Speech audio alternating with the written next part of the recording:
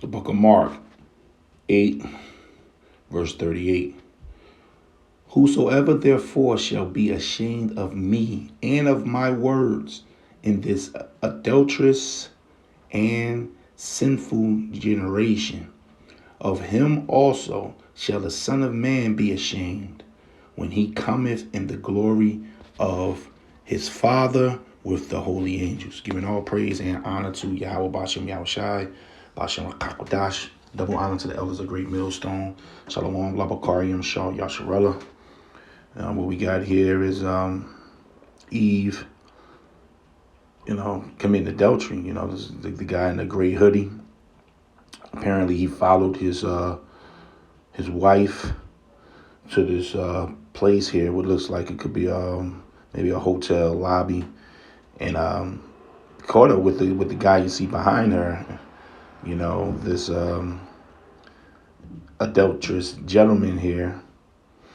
Now Eve will lie. Eve will get you in a lot of shit, man. She'll say she ain't with her husband, so we don't know the full story. I just seen this, and this was the first scripture that came to my head was Mark 8 and 38, that we're just an adulterous generation. But what's funny about it is, as you're going to see, she's basically, look like she's defending, the guy in the back against her husband, which shows Eve ain't shit, man. Then this is that adulterous generation, and the Lord is going to return to this place with a shout because of the filth, and like he said, with his holy angels, and they're going to put some work in. The Lord and his angels are going to put work in on this generation.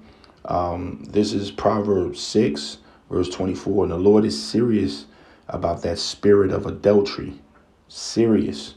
This is Proverbs 6, verse 24. To keep thee from the evil woman, from the flattering of her tongue of a strange woman. Lust not after her beauty in your heart, neither let her take thee with her eyelids. And we know that's the curse of Eve, man. That haughty walk, that haughty look that you read about in Isaiah, the 3rd chapter. Just a big whore. She don't care. She'll be sleeping behind her man back with 3 or 4 men, and this is the generation. I seen this Eve. She got caught by her husband taking pictures of her feet and posting them, and was receiving money.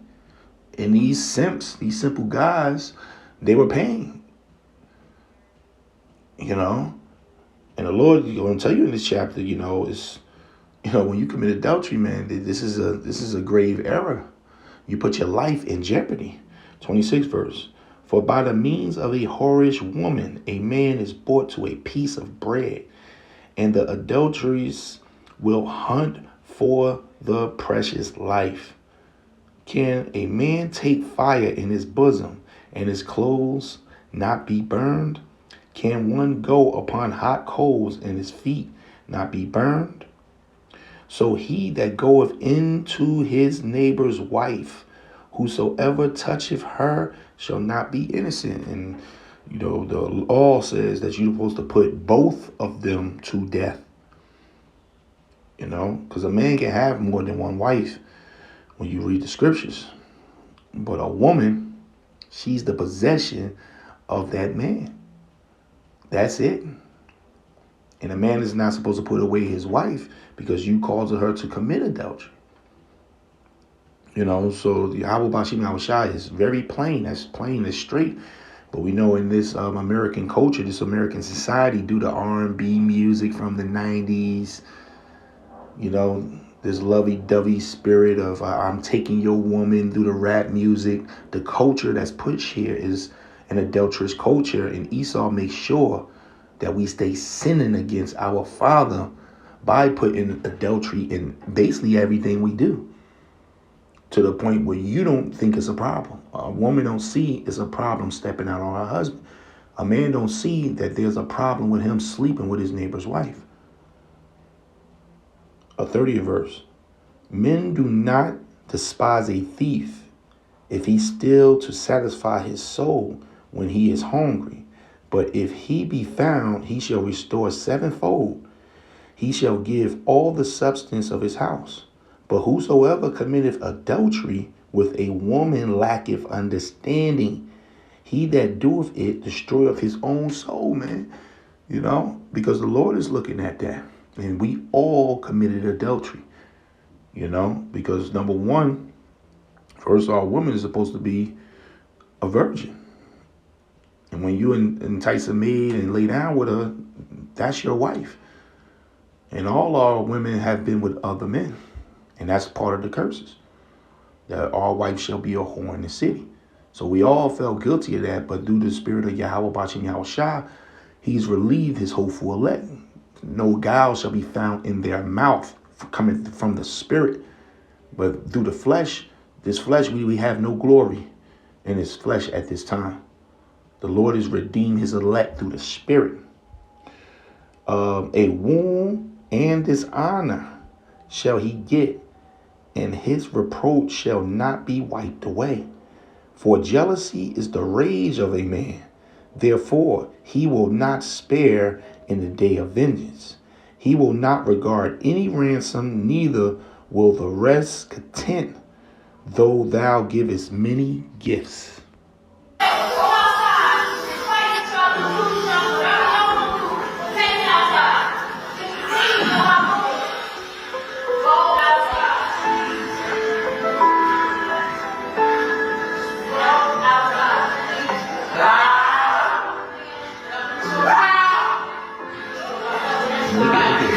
You just standing there, just so arrogant. She's caught. She's in the middle of, according to the law, both her and him. If he knew, 9 times out of 10 he knew, because these women are straight up about what they doing. They're supposed to both be put to death.